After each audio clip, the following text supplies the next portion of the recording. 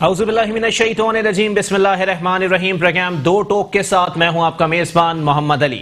नाजरीन, विफाक की जानिब से इस संगीन हालात में एक ऐसा कदम उठाया गया जिस पर वफाकी हुकूमत काफ़ी अरसे बाद खराज तहसीन की मुस्तहिक करार पाई है। उसकी वजह दरअसल ये है कि उस इंडस्ट्री को सनत का दर्जा दे दिया गया है जिस एक शोबे से 70 इंडस्ट्रीज मुस्तफीद होती हैं। तामीरात के शोबे को सनत का दर्जा बिलाखिर वफाक की जानिब से दिया गया। और इस संगीन हालात में जब चिड़िया को पर और तीतर को तर मारने की इजाजत ना हो, इस दौरान कंस्ट्रक्शन इंडस्ट्री को खोलने का ऐलान किया गया है और खोलने की इजाजत दी गई है। लेकिन दूसरी जानिब तस्वीर का दूसरा रुख है 18वीं तरमीम। 18वीं तरमीम के बाद सूबों के पास वाज़े तौर पर इख्तियार मौजूद है कि वफाक की जानिब से जो चीजें राइज की जा रही हैं उस पर अपने SOPs लागू कर दिए जाएं। सिंध हुकूमत की जानिब से भी यही तमाम तर इकदामात उठाए गए। उन्होंने कहा ठीक है, अगर वफाकी हुकूमत कंस्ट्रक्शन इंडस्ट्री को खोलना चाहती है तो हम उसके खैर मकदम करते हैं और खैर मकदम करने के बाद तमाम SOPs बनाने के बाद कंस्ट्रक्शन इंडस्ट्री को खोलने की इजाजत दी जाएगी। लेकिन यहां पर सूरत हाल कदरे मुख्तलिफ दिखाई देती है।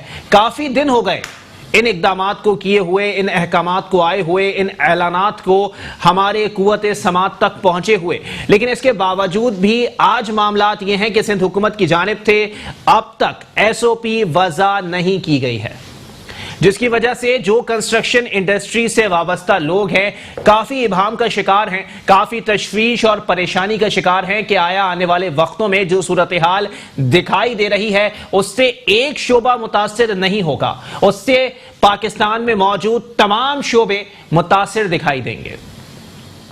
आज सूरत हाल कदरे मुख्तलिफ नहीं है।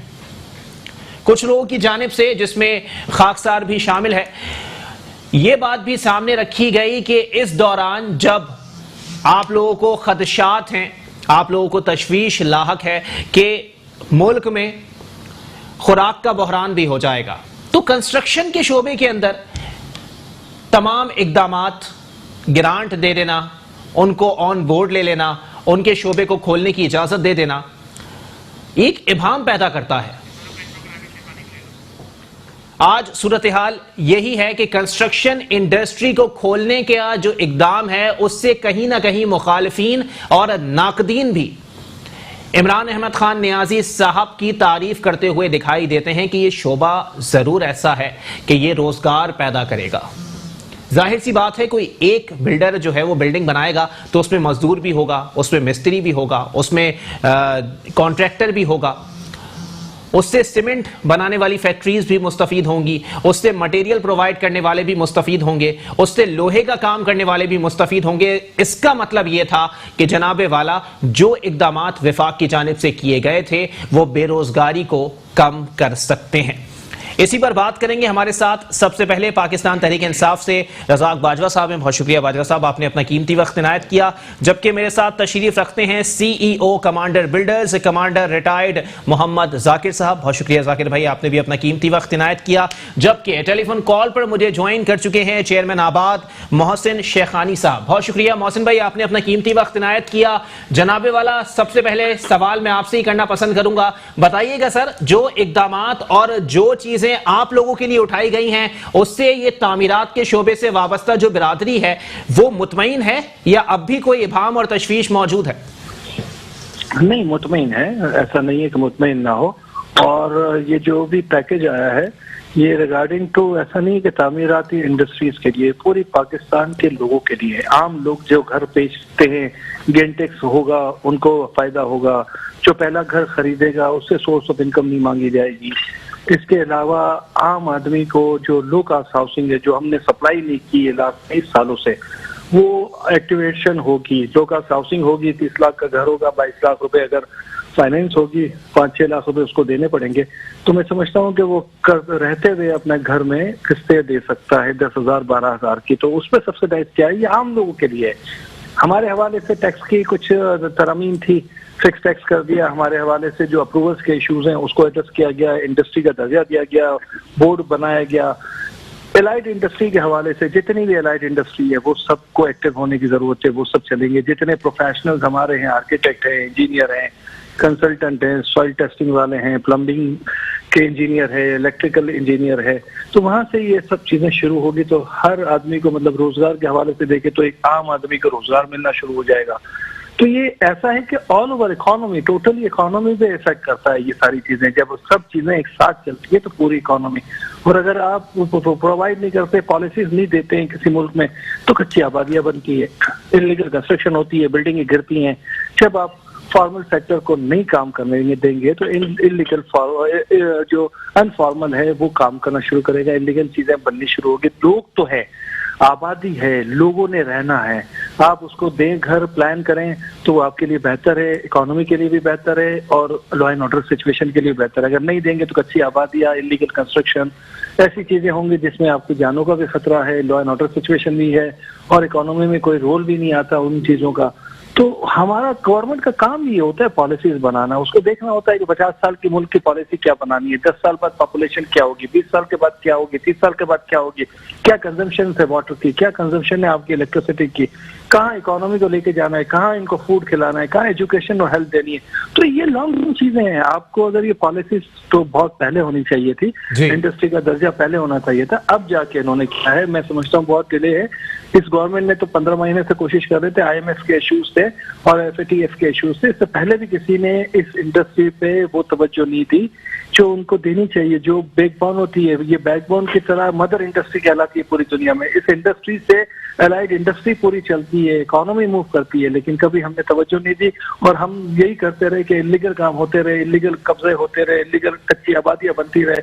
हम उस पर ज्यादा हमने फोकस किया, इसकी वजह से दोनों तरफ से लॉसेस हुए। अच्छा मोहसिन भाई, कहीं ना कहीं आपको नहीं लगता कि मजीद आप लोग मुश्किलात का शिकार होने जा रहे हैं? क्योंकि जाहिर सी बात है, कहीं बिल्डिंग बनेगी, घर बनेगा तो आप लोगों को लेबर की जरूरत होगी, लेबर कैसे पहुंचेगी, पब्लिक ट्रांसपोर्ट बंद है, इस तरह के दीगर मामलात हैं, वो शोबे भी अभी तक नहीं खोले गए जो कि कंस्ट्रक्शन इंडस्ट्री के अंदर रीढ़ की हड्डी का किरदार अदा करते हैं, फैक्ट्रीज नहीं खोली गई हैं। लगता नहीं है सर कि मुश्किलात और बढ़ेंगी? आप लोग एक जगह सही मानों में ऊंट के मुंह में जीरा भी नहीं है जो इकदाम किए गए। नहीं, मैं ये समझता हूँ कि ये तो आप हमारी कोरोना की पोजीशन पे बात कर रहे हैं। आज जो एक्टिविटीज हैं कोरोना की वजह से रुकी हुई है। एक खौफ का आलम था, एक खौफ का आलम है, लॉकडाउन है, लोग बेरोजगार हैं, लोगों को पता नहीं फ्यूचर क्या है। पूरी दुनिया, हमारा नहीं, पूरी दुनिया की इकोनॉमी हिल गई है। पूरी दुनिया में गवर्नमेंट सपोर्ट कर रही है और वो लोग, वो गवर्नमेंट है जो है तरक्की याफ्ता, वो कर सकती है। हमारे पास वो फंड्स भी नहीं है, हमें तो उसी तरह जीना है। तो मैं समझता हूँ कि ऐसा नहीं होगा, हमें खोलने में भी टाइम लगेगा, जो SOPs है उसको भी डिजाइन करेंगे। हो सकता है नए प्रोजेक्ट को तो 2-3 महीने लगें, लेकिन जो रेडी प्रोजेक्ट है उसमें भी अगर गवर्नमेंट ऑफ सिंध चाहेगी और गवर्नमेंट ऑफ सिंध के SOPs हम अडॉप्ट कर सके। देखिए, लोगों की जाने भी बहुत इंपॉर्टेंट है, हमने उनको भी सेव करना है। और प्राइम मिनिस्टर का जो विजन है कि लोगों को रोजगार मिल जाए, तो हमने तो अपने लोगों के लिए जो सैलरीज है, हम अपने डेवलपर्स और आबाद के मेंबरों को मैंने कहा है कि आप सबने सैलरीज भी देनी है, आपने उन लेबर को भी एंटरटेन करना है। और अगर कोई कंपनी में अगर कोई लेबर काम कर रहा है और वो आज परेशानी में, तो आबाद खुद उसको फीडबैक करेगा, आबाद खुद उसका ख्याल करेगा, लेकिन वो एक्चुअली किसी प्रोजेक्ट में काम किया हुआ हो। वो बहुत ऐसे लोग आ गए हैं जो काम भी नहीं किया और वो नजर ऐसे ही आ रहे, रो बैठे हुए। ऐसा नहीं है, लोग जो काम कर रहे हैं वो हमारे पास सालों साल से, 20-20 साल से लेबर होती है, 20-20 साल से कॉन्ट्रैक्टर होते हैं, 20-20 साल से हमारे साथ चले आ रहे हैं। तो एक फैमिली की तरह है और उनके बगैर हम, मतलब एक दूसरे के बगैर कोई भी चीज नहीं है। हमें आज के दौर में सबका ख्याल रखना है, सबकी चीजें। सिंध के CM एक डिफरेंट उनका ओपिनियन है, बिल्कुल सही है। वो खौफजदा है कि अल्लाह ना करे कोई ऐसी सिचुएशन हो गई जैसी बाहर मुल्कों में हुई है, तो हम तो 6 या 8 महीने तक लॉकडाउन भी करके फिर कंट्रोल नहीं कर सकते। हमारे पास वसाइल नहीं, हम तो पोलियो वाले मुल्क हैं, हमारे जो वसाइल है उसी हिसाब से हमें सोचने की जरूरत है। तो फेडरल की अपनी एक सोच है और वो भी पॉजिटिव है। वो कह रहे हैं डिस्टेंस होता है, दुनिया में सबसे पहले इसी इंडस्ट्री को खोला गया है। इस इंडस्ट्री पे आपका जो सोशल डिस्टेंस है वो दूर होता है, लोग एक साथ जमा नहीं होते, लोग अलग अलग कमरों में प्लास्टर कर रहे हैं, अलग अलग चुनाइयां कर रहे हैं, अलग अलग पोरिंग हो रही है, मशीन से होती है। काफी चीजें ऐसी हैं जिसमें, लेकिन हमें सबको साथ लेके चलने की जरूरत है। हम फेडरल को भी, प्रोविंस को भी, सबको, और जो बेहतर होगा लोगों की सेहतों के लिए उस हिसाब से चीजों को बेहतर करेंगे। ठीक है मोहसिन भाई, आप मेरे साथ लाइन पर ही मौजूद रहिएगा। मैं अपने पैनल की जानिब बढ़ूंगा। कमांडर रिटायर्ड मोहम्मद जाकिर साहब, CEO कमांडर बिल्डर्स, मेरे साथ मौजूद हैं। कमांडर साहब, पहले तो आपका बहुत बहुत शुक्रिया कि आपने इतने बिजी शेड्यूल में से टाइम निकाला है। कमांडर साहब बताइएगा सर, देखिए कहीं ना कहीं विफाक से एक शिकवा माजी में मौजूद था कि जी कंस्ट्रक्शन इंडस्ट्री के लोगों को भी मुश्किलात हैं, FBR NAB उनके पीछे पड़ी हुई है, टैक्सेस की भरमार उन पे दिखाई देती है। अब जाके विफाकी हुकूमत को अगर होश आया है तो कहीं ना कहीं 18वीं तरमीम भी आड़े हाथों आ गई है और आड़े आ गई है। तो क्या लगता है सर, मुश्किलात बढ़ेंगी या कहीं ना कहीं ये नूरा कुश्ती चलती रहेगी? बिस्मिल्लाहिर्रहमानिर्रहीम। देखें, जहां तक आपने बात की है नूरा कुश्ती की, तो वो तो शुरू से 2 साल से हम देख रहे हैं और वो तो खत्म होती नजर नहीं आ रही है। लेकिन इस वक्त जो सिचुएशन है ग्लोबली भी अगर आप देखें तो पूरी दुनिया में एक वॉर लाइक सिचुएशन है और हर मुल्क इस कोरोना की जो वबा है इससे लड़ने की कोशिश कर रहा है। अब इस पे जो हकीकतें हैं उनको हमने तस्लीम करना है। सबसे बड़ी हकीकत तो ये है कि जो इस वक्त हम ये जो पॉज लग गया है, एक नॉर्मल जो हमारे स्टाइल ऑफ लिविंग था सही, उस पे एक पॉज लग गया है। हम वापस उस जिंदगी की तरफ नहीं जा सकते जब तक इसका कोई सोल्यूशन, इसकी कोई वैक्सीन या इसकी कोई दवा नहीं, और पूरी दुनिया कोशिश कर रही है। ठीक है, तो वापस उस रविश की तरफ तो जाना इस वक्त मुमकिन नहीं है। सही। तो इसका मतलब है कि कुछ सर्टेन कंप्रोमाइजेस के साथ हमने इस वबा को फाइट करना है। और जिस तरह मोहसिन भाई ने बहुत अच्छी बात कही कि हमारे जो डायनामिक्स है मईशत के वो बिल्कुल डिफरेंट हैं। ठीक है, ठीक है, हम जो है वो डेवलप्ड कंट्री नहीं है, ना हम इतने मालदार हैं, ना हम वो सारी चीज़ें अफोर्ड कर सकते हैं। लेकिन जो बड़े बड़े मुल्क हैं जी, जिनके पास वसाइल हैं वो भी इसको नहीं फाइट कर पा रहे हैं। ठीक है, तो हमारा जो मसला है कि चूल्हा जलना चाहिए, बिल्कुल, ये इस वक्त सबसे बड़ा मसला है। लॉकडाउन इसका सलूशन नहीं है। फेडरल ने बहुत अच्छा डिसीजन लिया है और कंस्ट्रक्शन इंडस्ट्री जो 70 से ज़्यादा जो एलाइड इंडस्ट्रीज़ हैं जो इससे वाबस्ता हैं उनका पहिया चलता है जब कंस्ट्रक्शन होती है मुल्क में। सही। और इसको जो है रियलाइज़ किया गया हायर लेवल पे, और जो ये प्रपोज़ल 2 साल से घूम रहा था असेंबली में वो अल्हम्दुलिल्लाह उस पर एक्शन हुआ और एक डिसीजन हो गया। इससे तो हम बहुत मुतमईन हैं, बहुत खुश हैं और ये मुल्क बहुत बेहतरी की जानिब जाएगा। लेकिन काश कि आज ये कोरोना ना होता तो अगले 1-1.5 साल में ये इंडस्ट्री बहुत फ्लोरिश करती। ठीक है, ये डिसीजन गो के लेट लिया गया लेकिन वो देर आया दुरुस्त आया। हम इसको बहुत अच्छा देख रहे हैं फ्यूचर के लिए। लेकिन जो आज की सिचुएशन है जिसमें हमने कोरोना से भी लड़ना है और चूल्हा भी बंद नहीं होने देना, तो जितना लॉकडाउन को हम बढ़ाएंगे उतना हम प्रॉब्लम, क्योंकि एक जगह आके लोग एग्जॉस्ट होना शुरू हो जाएंगे। खासकर वो गरीब लोग, वो मजदूर जो सुबह निकलता है कमा के लाता है तो उसका चूल्हा जलता है। अब वो एग्जॉस्ट होके क्या आएगा, फिर वो गलत कामों की तरफ आएगा। जिस तरह अमेरिका में लोगों ने असला खरीदना शुरू कर दिया कि आगे लूट मार जो है वो एक्सपेक्ट कर रहे हैं लोग। जब खाने को नहीं मिलेगा तो जाहिर है बिल्कुल कहीं ना कहीं तो जाना ही है, तो आप फिर उसको रोक नहीं सकेंगे। तो ये यहाँ पे हमें रियलाइज करना है जो ऊपर ऐवानों में लोग बैठे हैं कि अपने सियासी इख्तलाफात इस वक्त साइड पे रखते हैं। ये एक जंग है, ठीक है, ये एक वॉर है। इसमें हम इकट्ठे अगर नहीं होंगे तो हम ये जंग नहीं जीत सकते। हम लोगों के लिए मसाइल बढ़ाएंगे।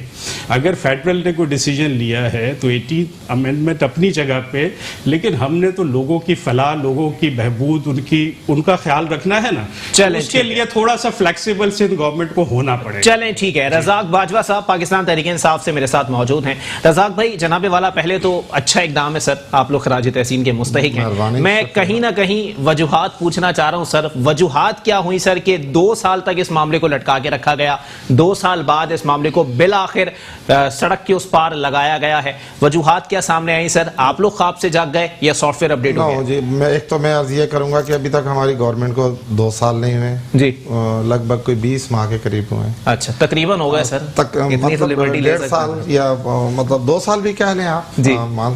आप देखें, देर आया दुरुस्त आया। अच्छा। प्राइम मिनिस्टर साहब इस पर बहुत ज्यादा डिस्कस कर रहे थे और जब उन्होंने ये वादा किया था लोगों से कि 50 लाख नौकरी और 1 करोड़ घर, तो लोगों ने खासा दूसरी जमातों ने इसका मजाक उड़ाने की कोशिश की कि ऐसा पॉसिबल नहीं है।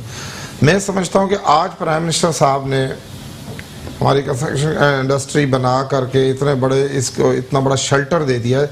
72 सालों से 70 सालों से इस किस्म का किसी गवर्नमेंट ने इकदाम नहीं उठाया जो प्राइम मिनिस्टर इमरान खान साहब ने उठाया। अच्छा। पहले हमारे जो बिल्डर हमारे जो दोस्त इस कारोबार से मुंसलिक थे उन्हें तरह तरह की परेशानियां थी, उनसे मुख्तलिफ टैक्स लिए जा रहे थे, उनको नेब बहुत तंग करती थी, उनको FIA तंग करती थी कि जिस तरह कोई वो क्रिमिनल है। अच्छा। और सर आपके दौर में शुरू हुआ ना? नहीं जी, इससे पहले तो सही है, आजादाना काम कर रहे थे हमेशा से। मैं बिल्डर के काम से मुंसलिक नहीं हूँ, लेकिन मेरे बहुत सारे दोस्त जी वो बहुत बिल्कुल सबके होते हैं, कभी नेब कभी एंटी करप्शन। इन्हें तो अब जाके एक इंडस्ट्री का जब दर्जा दे दिया प्राइम मिनिस्टर साहब ने, खुद इसको अपनी सरपरस्ती में ले लिया है, और इंशाल्लाह आगे जाके आप देखेंगे कि ये 1 करोड़ घर भी लोगों को इंशाल्लाह मिलेंगे, और आप देखेंगे कि लाखों लोगों को रोजगार मिलेगा। आप देखें कि सरिया आपने थोड़ा सा उल्टा कर दिया रजाक भाई। जी। 50 लाख घरें, 1 करोड़ नौकरियां। हाँ जी बिल्कुल, इंशाल्लाह ये होने जा रहा है जी। ये जो लोग कह रहे थे कि ऐसा नहीं है, पॉसिबल नहीं है, अब पॉसिबल होने जा रहा है। ठीक है। अब आप देखें कि किस तरीके से ये तो एक कोरोना है, आर्जी वबा है, इंशाल्लाह ताला ये खत्म हो जाएगी। सही। आगे रमजान ईद के बाद ये कारोबार इस तेजी से परवान चढ़ेगा। आप देखें कि अभी तो ऐलानात शुरू हुए, डॉलर आप देखें 3.5 रुपये नीचे आ गया है, मुल्क में हर तरफ से मुबारकें शुरू हो गई। इंशाल्लाह इमरान खान साहब का विजन जो है आप देखते जाएं आगे आगे इंशाल्लाह होता क्या है। अच्छा, तो ये कोरोना वायरस जो है ये कहीं ना कहीं विजन का हिस्सा था? नो, ये तो कुदरती सर, ये तो इसके समरात आ रहे हैं ना सर।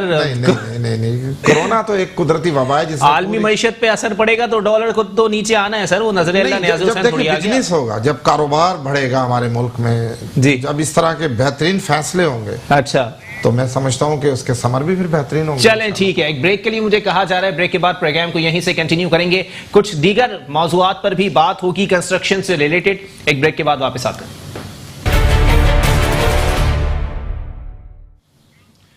वेलकम बैक नाज़रीन, प्रोग्राम के सिलसिले को आगे बढ़ाएंगे। कमांडर जाकिर साहब मेरे साथ मौजूद हैं। कमांडर साहब, पहले तो सर ये बता दीजिएगा कि अभी तक वो मंसूबे जो हुकूमत की जानिब से ऐलान किए गए थे कि 1 करोड़ नौकरियां और 50 लाख घर, नौकरियां तो चले ठीक है, कहीं ना कहीं से मिल जाएगी, रिस्क देने का वादा मेरे परवरदिगार का है, लेकिन अगर 50 लाख घरों की बात कर ली जाए तो कहीं ये बात खान साहब ने या खान साहब के किसी काबीना के मेंबर ने ये बात नहीं कही थी कि तमाम बिल्डर्स को बोला जाएगा कि अपना अपना काम करो, जब वो बिल्डिंगें बना देंगे तो हम बोल देंगे देखो 50 लाख घर का वादा किया था, ये हमने दे दी।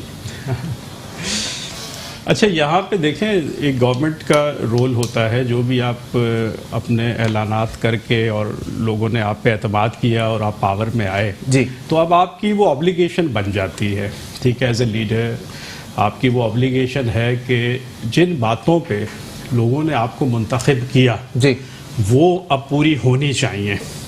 अब अगर 1.25 साल भी गवर्नमेंट को हो गए हैं और 50 लाख घर एक बहुत ही मैसिव टारगेट था, बिल्कुल, मतलब ये उस वक्त भी दुनिया कह रही थी कि ये मतलब इतना बड़ा ये दावा है कि जिसको बहुत आसान नहीं है। और फिर आपके जो एक्शंस हैं, जाहिर दावे बहुत बड़े बड़े भी इंसान करते हैं और उनको अचीव करने के लिए स्ट्रगल भी करते हैं ना, तो आपके एक्शंस फिर बोलते हैं सही कि पहले साल में क्या हुआ, पहले महीने में क्या हुआ। जी बिल्कुल, तो वो चीज़ें नज़र आनी शुरू हो जाती हैं, लेकिन उस तरह से कुछ हुआ नहीं और डिसअपॉइंटमेंट्स बढ़ती गई। तो वहाँ पे चूँकि आबाद एक एसोसिएशन है और बिल्डर्स ऑलरेडी इस मुल्क में काम ये सारा कर रहे हैं, तो उनकी जानिब से एक प्रपोज़ल ऑलरेडी प्राइम मिनिस्टर के पास था ये, और ये नहीं है कि ये गवर्नमेंट जब आई है तो ये प्रपोज़ल गया है, ये उनके इलेक्ट होने से बहुत पहले वो आबाद में आए थे, उनसे ये सारा डिस्कस हुआ था और उन्हें पता था प्राइम मिनिस्टर को कि ये जो बिल्डर्स हैं ये इसमें एक बहुत अहम किरदार अदा कर सकते हैं, लेकिन अगर इनके प्रॉब्लम्स को एड्रेस कर दिया जाए, और इस पे जाहिर है एक डिबेट चल रही थी जी। तो अब जब गवर्नमेंट ने देखा कि उनके पास ऐसे रिसोर्सेज नहीं हैं कि इतने मैसिव टारगेट्स वो अचीव कर सकें, तो उनके पास यही हल था कि हम कुछ ऐसी फ्लेक्सिबिलिटी दे दें, कुछ ऐसे कानून बना लें जिससे बिल्डर्स ईज ऑफ बिजनेस सही जो है वो हो जाए इस मुल्क में और ये इंडस्ट्री अगर फ्लोरिश करेगी तो डेफिनेटली, अब मैं ये तो नहीं कहता कि 50 लाख घर बन जाएंगे इन 5 सालों में, ये भी बहुत बड़ा टारगेट चलें ठीक है, मैं मोहसिन भाई से भी इसका जवाब ले लूं। चले ठीक है, मोहसिन शेखानी साहब मेरे साथ मौजूद हैं, चेयरमैन आबाद। मोहसिन भाई, जनाबे वाला बताइएगा सर, 2 साल से मुश्किलात का शिकार हर ताजिर बिरादरी है और खासकर बिल्डर्स जो हमारे हजरात हैं वो तो काफी ज्यादा जो है वो इन मुश्किलात का शिकार रहेगी। कभी FBR का नोटिस, कभी नैब की जानिब से तलबी, और अब जो है वो इकदामात ये हैं कि 1 साल तक पूछा नहीं जाएगा अगर किसी ने घर लिया है सर। लेकिन जब नैब या FBR तलब करता है तो वो पहला सवाल ये करता है कि पिछले 5 साल का रिकॉर्ड दे दिया जाए। क्या लगता है सर, मुस्तकबिल में ऐसा ही होने वाला है? ऐसा होगा तो फिर ये मुल्क नहीं चलेगा। अगर एनवायरनमेंट फ्रेंडली नहीं होगा और अगर हम सपोर्ट नहीं करेंगे और बिजनेस कम्युनिटी को हम एनवायरनमेंट भी नहीं देंगे, सपोर्ट भी नहीं देंगे और रिस्पेक्ट भी नहीं देंगे, लोगों को जलील करेंगे, तो कैसे कारोबार होगा? कारोबार तो वो चीज होती है जिसको एतमाद दिया जाता है। इस पे पॉलिसीज दुनिया से लोग क्यों आते हैं? जब उनको पता होता है लॉन्ग टर्म पॉलिसीज हैं, ये कंट्री इसको बैक करेगा, तो कारोबार चलते हैं। कारोबार तो जबान और इशारों मतलब उस पर चलते हैं। जबान की चीज होती है, लिखी हुई भी नहीं होती। तो हमें तो बहुत इंपॉर्टेंट है कि लोगों को रिस्पेक्ट दी जाए, लोगों को अच्छे तरीके से आप जब इज्जत देंगे अपने लोगों को तो परफॉर्म भी करेंगे। अगर आप इसी तरह ये प्रॉब्लम्स क्रिएट करेंगे तो हम सारा दिन इन्हीं महकमों में घूमते रहेंगे, FBR में घूमते रहेंगे, बिल्डिंग कंट्रोल में, SIA में, एंटी करप्शन में, तो कारोबार कब करेंगे? तो आपको तो बहुत इंपॉर्टेंट है कि सब लोगों को, कि जितने भी कारोबार, नॉट बिल्डर का, पूरी जितने हमारे ताजिर बिरादरी है, जितने इंडस्ट्रीज है, सबकी रिस्पेक्ट दें सबको। आप ये लोग वो लोग हैं जो टैक्स देते हैं, ये वो लोग हैं जो इकोनॉमी में आपको चलाते हैं। अगर ये सब होंगे तो मुल्क चलता है, इन्हीं लोगों से मुल्क चलते हैं और इन्हीं की वजह से चीजें एक्टिव होती है। टैक्स कलेक्शन के टारगेट भी, बिजनेस के भी, और आपकी ग्रोथ भी इसी से होती है। अगर एक टारगेट मुझे दिया गया है कि हम 500 घर बनाते थे और आप 500 की जगह 1500 बनाए, तो मुझे फैसिलिटीज चाहिए, मुझे चाहिए एनवायरनमेंट, मुझे बैंकिंग फैसिलिटीज चाहिए, तो मैं 1500 घर बना सकता हूं। लेकिन जिसका जो काम है उसको, आपने अभी कहा कि गवर्नमेंट ने नहीं करना, गवर्नमेंट कभी भी काम नहीं करती पूरी दुनिया में। गवर्नमेंट पॉलिसीज देती है, गवर्नमेंट फाइनेंस का अरेंज कराती है, गवर्नमेंट बैकअप करती है। गवर्नमेंट का काम है कि बिजनेस कम्युनिटी को, प्राइवेट सेक्टर को काम करने जाए। गवर्नमेंट जब काम खुद करती है तो ही तो तबाही होती है, तभी प्रॉब्लम क्रिएट होते हैं। तो मेरा ख्याल है कि गवर्नमेंट को काम नहीं करना चाहिए। एक और चीज थोड़ा सा मैं क्लियर कर दूं, आप कर रहे हैं 2 साल 18 महीने 20 महीने से हम भी कोशिश कर रहे हैं खान साहब के साथ, और ये सारी पॉलिसीज की 2 दफा उन्होंने कोशिश की, IMF ने रोक दिया। IMF ने कहा कि आप ये पॉलिसीज नहीं दे सकते, आप फिक्स टैक्स नहीं दे सकते, आप ये पहले घर, तो इतने सारे रिस्ट्रिक्शन FATF में हम फंसे हुए थे। बहुत सारे प्रॉब्लम गवर्नमेंटों के अपने भी इतने प्रॉब्लम्स होते हैं कि वो होते हैं, बहुत सारे हमारी ब्यूरोक्रेसी की तरफ से भी हो जाते हैं। लेकिन हम सबको, बिल्डर को भी सही होना चाहिए, गवर्नमेंट को भी सही होना चाहिए, इदारों को भी सही। अब हमें काम करना है इस मुल्क में, अगर सर्वाइवल करनी है, हम सबको एक पेज पे अच्छे मुल्क के लिए सोचना है, हम सबको आने वाली नस्लों के लिए सोचना है कि हम उनको कुछ दे सके। और हमें कोई 50 साल की प्लानिंग चाहिए, मास्टर प्लान चाहिए, हर चीज की 50 साल की सोच चाहिए।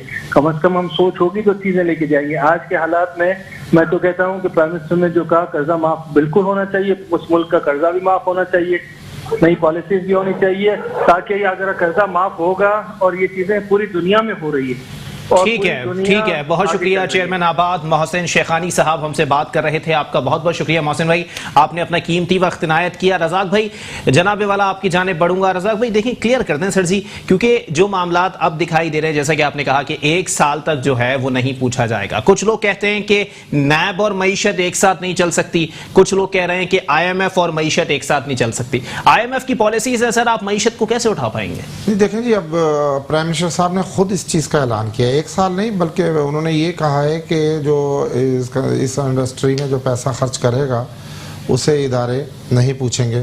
उनका इशारा था कि जिनके पास काला धन है, जो छुपा करके बैठे हुए हैं, या जो खर्च करने से डर रहे हैं, उन पर इदारे, नेब है, एंटी करप्शन है या दीगर इदारे हैं, वो नज़र रखे हुए हैं। मेरा ख्याल है कि वो प्राइम मिनिस्टर के नीचे हैं इदारे, और अगर इस मुल्क को आगे लेकर बढ़ना है, प्राइम मिनिस्टर की पॉलिसियों को आगे फॉलो करना पड़ेगा उन्हें भी। और मैं तो गुजारिश करता हूं कि जिस तरह ये KBC है, कराची बिल्डिंग कंट्रोल अथॉरिटी जी, इसको भी इस इंडस्ट्री के अंडर दे दिया जाए। ये जो सिंध गवर्नमेंट से इसको निकाला जाए, सारी करप्शन बिल्डरों को मैं समझता हूँ इस इंडस्ट्री से मुंसलिक सबसे बड़ा प्रॉब्लम कराची में खासतौर पे केबीसीए से आएगा। अच्छा। केबीसीए को जो लोकल छोटे घर हैं होम है जो लोगों के, वो दे दिए जाए।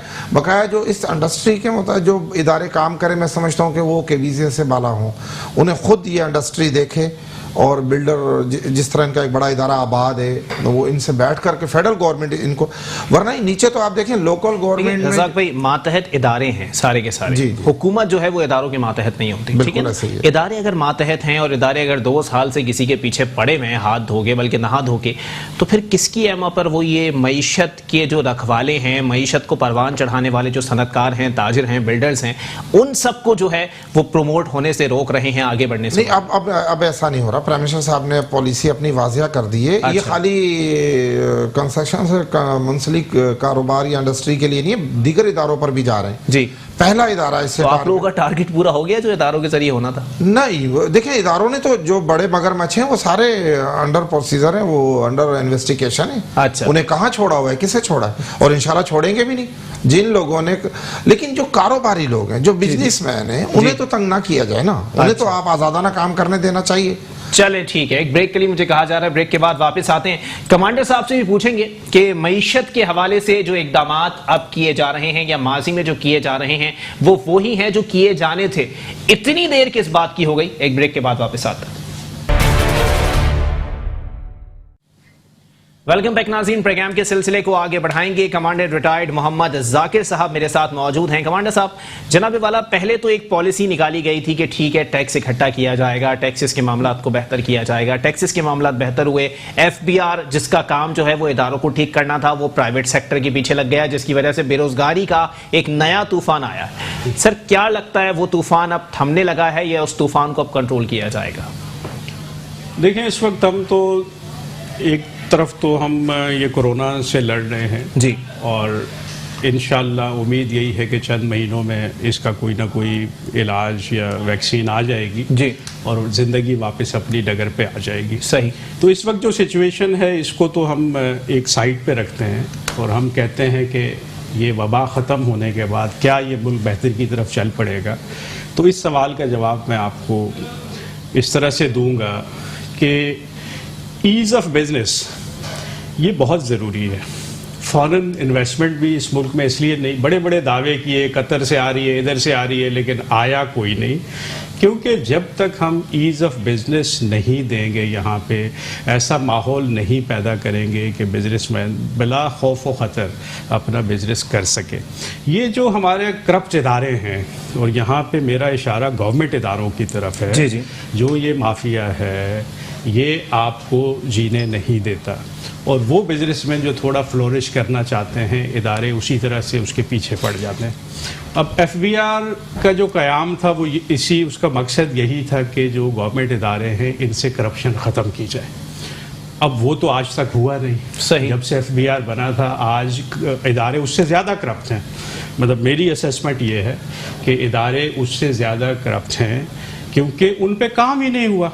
मैं तो एफबीआर को सलूट उस वक्त करूंगा जब थाने का एसएचओ करप्शन में वो पकड़ेंगे, जब बिल्डिंग कंट्रोल अथॉरिटी या दूसरे जितने भी गवर्नमेंट के इदारे हैं वहां से करप्शन खत्म करेंगे। सर, पेटी भाइयों को कैसे पकड़ने, जाकिर भाई आप खुद बता दें। नहीं, देखें यहाँ पे अगर इदारे को अपना काम करने दिया जाए और बजाय जो सियासी मुखालफीन है जी जी, उसके खिलाफ हमेशा से इस्तेमाल हुआ है एफबीआर। सही, आपको भी पता है, मुझे भी पता है। बिल्कुल तो हमें उस कल्चर से बाहर निकलना है, ईज ऑफ बिजनेस देना है। दूसरा ये है कि बेहतरी की तरफ कब हम जाएंगे, जब आप बिजनेस के लिए फैसिलिटेशन सेंटर्स बनाएंगे। ठीक है, देखिए इंडस्ट्री का दर्जा आपने दे दिया, बिल्डर्स को बहुत सारी आपने सहूलियात दे दी, लेकिन अगर मैं एक प्रोजेक्ट करना चाहता हूँ और मुझे 2 साल अप्रूवल ही नहीं मिलता और मेरी फाइल 20 जगह घूमती रहती है, कहीं मुझे करोड़ों रुपए इधर लगाऊं, करोड़ों उधर लगाऊं, मैं कैसे प्रोजेक्ट करूंगा? ये गवर्नमेंट ने फैसिलिटेशन सेंटर बनाना है कि मैं वहां फाइल जमा कराऊं, मुझे 1 हफ्ते में अप्रूवल मिल जाए, 8वें दिन में काम शुरू कर दूं।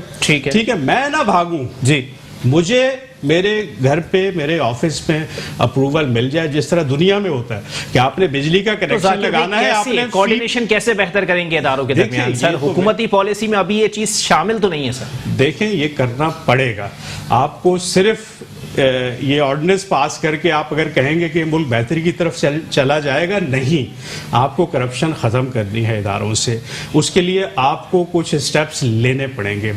अच्छा, फैसिलिटेशन सेंटर में क्यों कह रहा हूँ, क्योंकि सबसे ज़्यादा देखें ये 15 से 20 इदारे हैं जो गवर्नमेंट के हमारे पीछे होते हैं जब भी हम कोई प्रोजेक्ट करना चाहते हैं, ठीक है।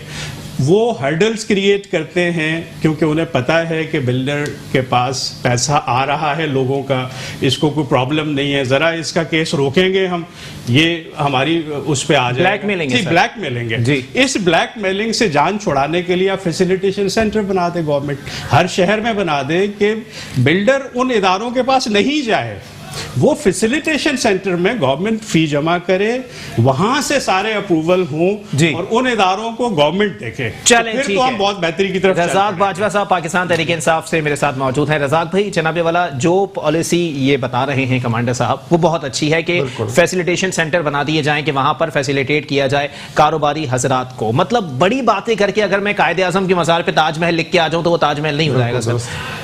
तो कैसे पॉलिसी कैसे होगी? मैं कमांडर साहब की बात से काफी हद तक इत्तेफाक करता हूँ कि ऐसा होना चाहिए, लेकिन सिंध गवर्नमेंट तो ऐसा नहीं होने देगी। अच्छा, देखिए ना जी, आपने जब नक्शा पास करवाना है तो केबीसीए के पास जाना है, केबीसीए में जो हाल है वो सबको पता है, ठीक है। इस शहर की शक्ल बिगाड़ दी है केबीसीए ने, सही। आप देखें कच्ची आबादियों का जो ये जो एक बड़ा जाल बिछाया है, इसमें एक तो वो नक्शा जिन्हें पैसे नहीं दिए जाते, जहाँ पैसे नहीं उन्हें मिलने की, उनका तो साल हर साल नक्शा पास नहीं किया जाता, ठीक है। जहाँ पैसे मिल जाते हैं, उन्हें भारी रिश्वत मिल जाती है, वहाँ दिनों में नक्शा पास हो जाता है। तो इस तरह के जो इदारे हैं, मैं तो प्राइम मिनिस्टर साहब से गुजारिश करता हूँ कि ऐसे इदारों पर बड़ी, अगर सिंध गवर्नमेंट को इस चीज़ का पाबंद किया जाए, या ये ख़ास तौर पे जो नक्शे पास करने वाले इदारे हैं, इन्हें जो है फेडरल गवर्नमेंट अपने अंडर ले ले, वरना ये कभी इमरान खान साहब का विजन को आगे नहीं जाने देंगे। तो रज़ाक भाई, इसी करप्शन के खात्मे के विजन के तहत आप लोगों ने वोट लिया था सर, अब 2 साल में आप लोग भी हथियार डाले खड़े हैं सर। फिर कहा जाता है 18वीं तरमीम, हमारे लिए तो ये एक मुसीबत छोड़ गए। अच्छा, जरदारी साहब 18वीं तरमीम कह के वो कहते जी ये हमारा सर, हमारी मर्जी। सिंध हुकूमत हो या वफाकी हुकूमत हो, दोनों आइन की आर्टिकल जो 1973 के तहत आइन बना है उस पर अमल दरामद के पाबंद है ना सर, तो उसी में 140 ए भी मौजूद है सर, उसके तहत कोई कार्रवाई हो सकती है, गवर्नर साहब को ऑन बोर्ड लिया जा सकता है, सिंध को बोला जा सकता है कि हम कार्रवाई कर सकते हैं, 140 ए के तहत हमारे पास इख्तियार मौजूद है। देखें जी, जब ऐसा कहा जाता है तो कहते हैं जी बदनीयती है, हमारी गवर्नमेंट को बर्दाश्त नहीं किया जा रहा, गवर्नर आज की। जब 245 की बात होती है तो भी पसीने छुट जाते हैं कि क्यों भाई, ऐसी क्या बात है। अच्छा, और जब इन्हें रोका जाता है इन चीज़ों से, रुकने का ना, आप देख लेना, आप पीपल्स पार्टी 15 साल से कंटिन्यू, मेरा ख्याल 14 साल से इक्तदार में सूबे में, सही, और सबसे पसमानदा सूबा सिंध है। तो यहाँ तो इनके पास वो तो दावे करते हैं कि सबसे बेहतरीन सूबा है। आज मैं चीफ मिनिस्टर साहब की प्रेस कॉन्फ्रेंस की कुछ झलकियां देख रहा था, कह रहे थे 2.5 लाख राशन हमने दे दिया। चले जी, मैं मान लेता हूँ, सिंध 5 करोड़ की आबादी, 6 करोड़ की आबादी, के मुंह में जीरा भी नहीं है सर, 2.5 लाख आपने राशन दे दिया जी, और वो कह रहे हैं जी हमारे पास फोटेजेस नहीं है, हम उसकी नुमाइश नहीं कर रहे हैं, हम छुपा के दे रहे हैं। चले जी, छुपा के, लेकिन आप देखें जहाँ 5-6 करोड़ की आबादी है, और जहां हमारे अब प्राइम मिनिस्टर साहब ने असास प्रोग्राम के तहत जो 12,000 रुपए गरीबों को ऑनलाइन देना शुरू किए जी, उस पर अपने बेनजीर साहबा के फोटो से एतराज में आप लोगों को भी समझना चाहिए ना, जिस हुकूमत ने सारा काम छुपा के किया है वो राशन भी छुपा के ही देंगे। कमांडर साहब, मैं एक बार फिर आपकी तरफ आऊंगा। जनाबे वाला, पहले कहा जा रहा था कि वफाक की जो पॉलिसीज हैं वो मईशत दुश्मन है, वो मईशत की दोस्त साबित नहीं हो सकती, मईशत को गिराने के लिए है। अब वफाकी हुकूमत ने अपना रुख तब्दील किया है, पटरी पे आना शुरू हुआ है, तो फिर 18वीं तरमीम के तहत सिंध हुकूमत अटकना शुरू हो गई है। सर, क्या लगता है सर, क्या अगर वफाक अच्छा काम करेगी तो सिंध रोकेगा? देखिए, ये टसल तो चलेगी, ठीक है, ये टसल शुरू से चलती आई है और ये टसल चलेगी, क्योंकि जहां अपने आप ज़ाती मफादात जहाँ आ जाते हैं वहाँ इस तरह की टसल रहती है। अब अगर सिर्फ हम नेशनल इंटरेस्ट का सोचें, हम सब तमाम जमातें, जी। चाहे वो अपोजिशन की हों चाहे वो गवर्नमेंट की हों, अगर वो इस कौम का सोचें, इस मुल्क का सोचें, तो इस तरह की टसल कभी नहीं आएगी, क्योंकि वो फिर एक टेबल पे बैठेंगे। इस वक्त तो एक टेबल पे बैठने को तैयार नहीं है, कभी कोई उठ के चला जाता है, कभी कोई उठ के चला जाता है, तो ये मुल्क कैसे आगे बढ़ेगा? हमें जो है एक होना है इस मुल्क के मफाद के लिए, इस मुल्क की तरक्की के लिए। बहुत हो गया, 72-73 साल बहुत हो गए हैं। अब हमें खुदारा मेरी इल्तिजा है इन सियासतदानों से कि इस कौम का सोचें हैं, ये पिस के रह गई है, गरीब तर हुए जा रहा है। लेकिन कमांडर साहब, आपको नहीं लगता कि तो फिर अगर सब एक टेबल पे आके बैठ जाएंगे, एक पेज पर आवाम को दिखाई देंगे, तो कल को जब इंतखाबात आएंगे तो उनके पास कोई वजह ही नहीं होगी वोट मांगने की?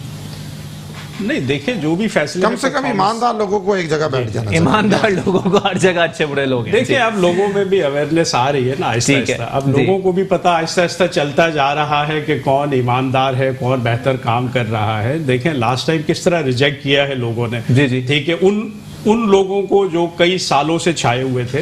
लेकिन मैं समझता हूं कि अब बहुत ज़्यादा आसान नहीं है डिसीव करना इस कौम को।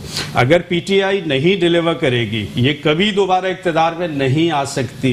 अच्छा, ये समझ लें ये, ठीक है, क्योंकि अब अवेयरनेस आ रही है, अब लोग समझदार होते जा रहे हैं, डिलीवर करना पड़ेगा अगर इंशाल्लाह, आपने। इंशाल्लाह। चलें कमांडर साहब, जरा थोड़ी सी कोरोना पे बात कर लें। आखिरी जी, जी। टाइम थोड़ा सा रह गया मेरे पास, कोरोना के ऊपर थोड़ी सी बात कर लें। सर, एक जानिब कहा जा रहा है कि कोरोना एक हकीकत है, उसके तहत जो है वो लॉकडाउन होना बहुत ज़रूरी है, सोशल डिस्टेंसिंग बहुत ज़रूरी है। तो वफाकी हुकूमत के कुछ नुमाइंदे मुसलसल मुराद अली शाह साहब पे इसी बात पे तनकीद कर रहे हैं कि वजूहात बताई जाएं, लॉकडाउन लगाने पर कौम से माफ़ी मांगी जाए। क्यों सर? फिरदौस शमीम नकवी साहब भी, अली जहरी साहब भी, फैसल वाडा साहब। नहीं, लॉकडाउन पे तो कोई दो राय नहीं है कि लॉकडाउन होना चाहिए। सही है, और हमें लॉकडाउन रखना पड़ेगा, क्योंकि इस वबा को हमें सीरियस लेना है। पूरी दुनिया की सिचुएशन देख लें ना आप, खुदा ना ख्वास्ता अगर आप इटली और अमेरिका जैसी सिचुएशन इधर हो गई तो हमारा क्या बनेगा जी। तो लॉकडाउन पे तो कोई हमें इख्तलाफ इस पे नहीं है, ना फेडरल को, लेकिन there has to be certain policies कि चूल्हा जलता रहे। ठीक है, इस लॉकडाउन को, पार्शियल लॉकडाउन को हमने कंटिन्यू करना है जब तक इसका इलाज या वैक्सीन नहीं आ जाती। लेकिन साथ साथ कुछ ऐसा बंदोबस्त भी करना है कि चूल्हा जलता रहे। 60 साल से ऊपर के लोग और बच्चे ज़्यादा जो है इससे अफेक्ट होता है, तो उनको घरों से ना निकलने दिया जाए। फिर कुछ ऐसे SOPs बनाए जाएं, कुछ ऐसी बंदिशें लगाई जाएं कि इसका फैलाव जितना हम रोक सकते हैं, जितना इसको कर्टेल कर सकते हैं, उतना हम करें। लेकिन ये कोरोना एक हकीकत है और ये डैमेज भी कर रहा है, ये फैटल भी है। और दुनिया हमारे सामने है कि अमेरिका में 2-2 हज़ार लाशें एक दिन में उठाई जाना, मतलब इतना बड़ा मुल्क इतने रिसोर्सेज के साथ, तो कोरोना तो एक हकीकत है। लेकिन इस हकीकत में हम कंप्लीट लॉकडाउन पे अभी नहीं जा सकते, क्योंकि साथ साथ घर का चूल्हा भी जलना है। ऐसा ना हो कोरोना से बचा लें और भूख से मार दें हम लोगों को। तो हमें वो SOPs जिसका इंतजार 2 हफ्ते से है मुझे, कि ये ऐलान प्राइम मिनिस्टर ने इस महीने के शुरू में कर दिया था कि 14 से इंडस्ट्री कंस्ट्रक्शन खुलेगी ताकि मजदूर का चूल्हा जलता रहे। जी। और इतने दिन गुजरने के बाद भी सिंध गवर्नमेंट अभी भी वो SOPs नहीं बना पाई है।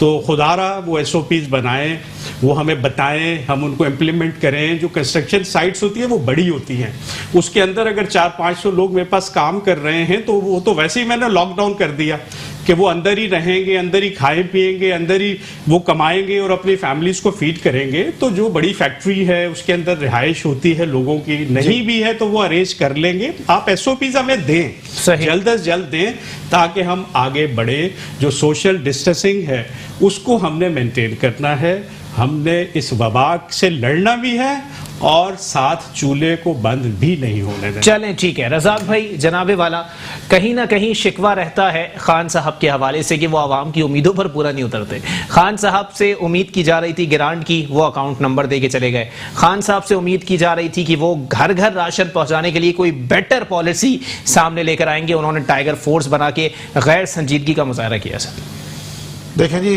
टाइगर फोर्स जो बनाई गई है, मैं कह रहा हूँ इस पर क्यों, वो तो एक वो रजाकार हैं, वो तो रजाकार हैं। अच्छा, वो कोई अपॉइंटमेंट, कोई नौकरियां नहीं दे दी, स्टील मिल की तरह उन्हें भर नहीं दिया गया, उन्हें कोई सैलरी नहीं दी जाएगी। वो तो बेचारे अपनी खिदमत पेश कर रहे हैं। प्राइम मिनिस्टर, ये तो मैं समझता हूं कि प्राइम मिनिस्टर साहब पर इतना 10 लाख नौजवान निकल आए उनकी कॉल पर बगैर अच्छा। तनख्वाह के, जी जी, बगैर किसी फैसिलिटी के वो अच्छा। आ गए मैदान में। तो वो उनसे क्या है, उन पर क्यों एतराज किया जा रहा है? अच्छा नहीं एतराज तो नहीं किया जा रहा सर, क्योंकि 98.9% तो आपके कारकुन है उसमें। नहीं नहीं, नो नो नो, वो ऑनलाइन हुए, बिल्कुल नहीं ऐसा, ये बिल्कुल दुरुस्त नहीं है। अच्छा तो उसमें हमारे कारकुन भी बहुत, मैं खुद भी हूँ उसमें, ऐसी बात नहीं है। सर, साबित नहीं हो नहीं, गया नो ना? नो नो, ऐसा नहीं है। अच्छा। ऐसा नहीं है, वो ऑनलाइन हुआ है। हर नौजवान को प्राइम मिनिस्टर साहब ने अपील की थी, उसमें तमाम सियासी जमातों के, तमाम पूरी मुल्क भर से लोग हैं। अच्छा। सारे पीटीआई के लोग नहीं है। चलें ठीक है, बहुत शुक्रिया रज़ा।